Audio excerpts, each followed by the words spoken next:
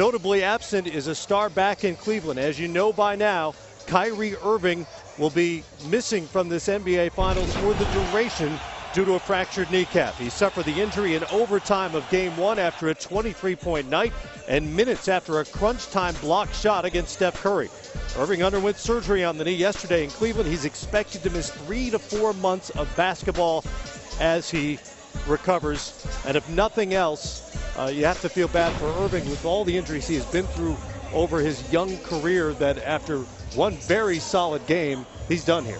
Yeah, you feel bad for Irving having to go through this in the finals, team competing for a championship. And it's weird. It was kind of a freak play. It didn't look like he hurt himself that bad, but definitely a tough blow for that young man. The good thing is he is young, and his body will heal fast, and let's just hope and pray he can get back to that level he's played at. Yeah, when I first heard it, my heart just went out for him. I just thought that overall, I didn't think the injury would be that serious, just by looking at it. But then as they slowed it down, I could actually see the contact that Klay Thompson actually made with the knee.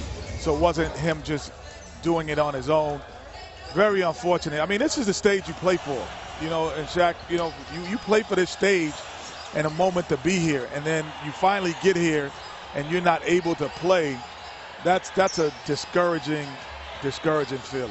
I agree with you, Kenny. My prayers go out to Kyrie and his family. We know he worked very hard to get back here. Grant and I know some of the therapists that flew in to work with him personally, and our heart goes out to him. But Grant made a good point. He's young.